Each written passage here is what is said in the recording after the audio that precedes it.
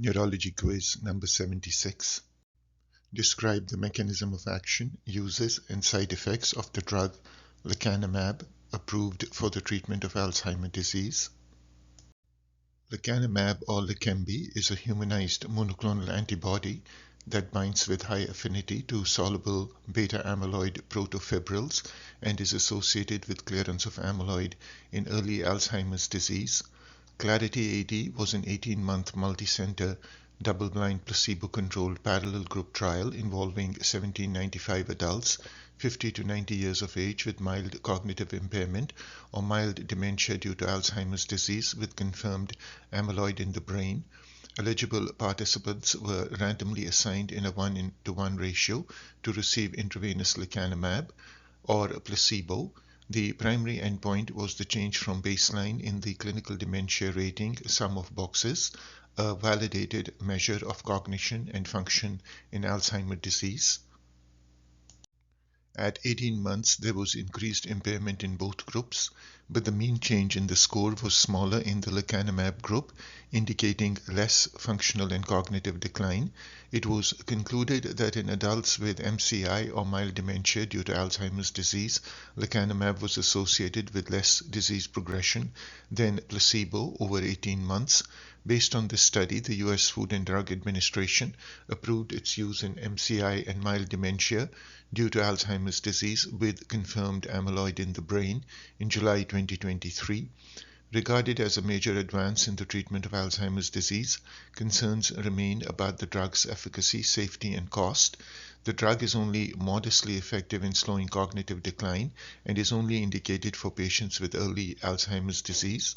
Biweekly infusions and regular monitoring for side effects is required, and this can pose a logistical and financial challenge.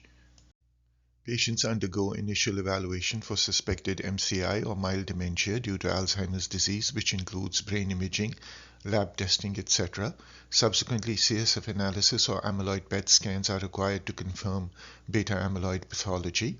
Testing for ApoE4 status should be performed prior to initiating treatment, as the presence of this gene increases risks of certain side effects, which is discussed in more detail below.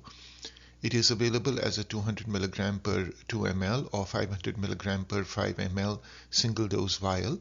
Prior to administration, it is diluted with 250 ml of 0.9% sodium chloride and administered as an intravenous infusion over 1 hour. The dose is 10 mg per kilogram, given every 2 weeks. This figure shows the amyloidogenic pathway in which amyloid precursor protein is primarily cleaved by beta secretase and subsequently cleaved by gamma secretase within the membrane. This releases beta amyloid into the extracellular space, which is prone to self-aggregate, leading to the formation of cytotoxic monomers, oligomers, soluble protofibrils, and insoluble fibrils. Lecanemab selectively binds to large soluble beta-amyloid protofibrils. It has a more than 1,000-fold selectivity for protofibrils over beta-amyloid monomers. Side effects. The most common reported adverse effects were infusion-related reactions, mostly mild to moderate in severity. These consisted of fever, chills, arthralgias, nausea, vomiting, and fall or rise in blood pressure. They are more likely to occur with the first infusion.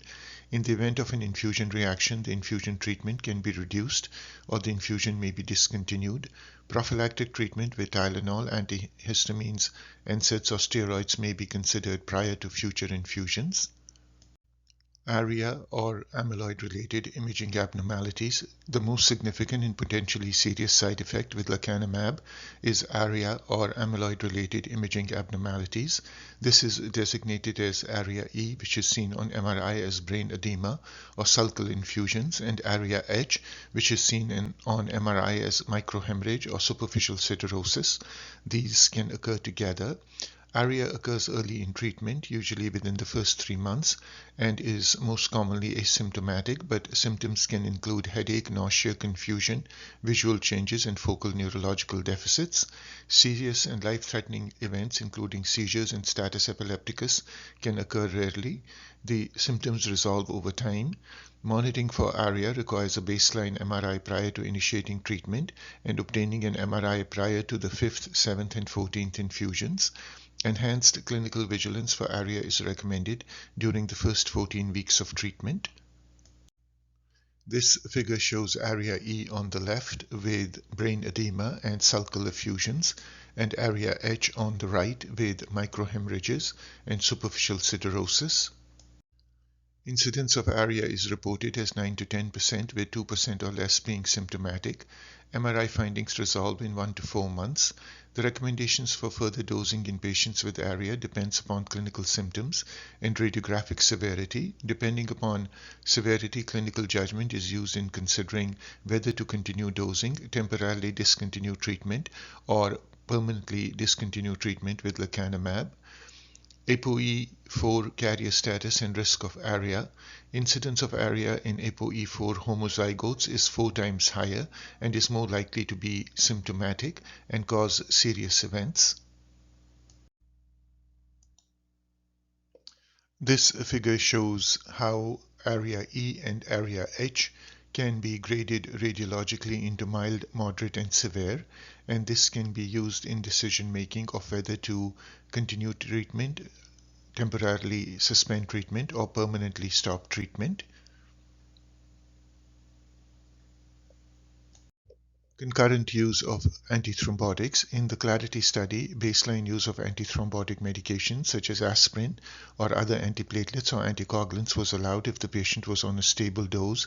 The majority of patients were on aspirin. Antithrombotic medications did not increase the risk of ARIA.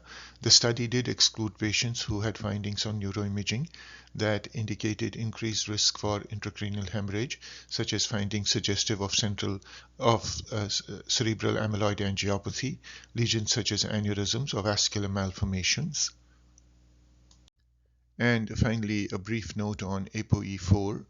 Apolipoprotein E, or ApoE, is a protein in the human body that plays a crucial role in lipid metabolism and transportation. There are 3 major forms of ApoE: ApoE2, ApoE3, and ApoE4. Each individual has 2 copies or alleles of ApoE gene. ApoE4 is a risk factor for late-onset Alzheimer's disease. People who are homozygous for ApoE4, that is, having 1 copy from each parent, have an estimated lifetime chance of 40 to 55% of developing Alzheimer's disease. Individuals who are heterozygous for ApoE4, that is, they have 1 copy, have an estimated lifetime chance of 20 to 25% of developing Alzheimer's disease.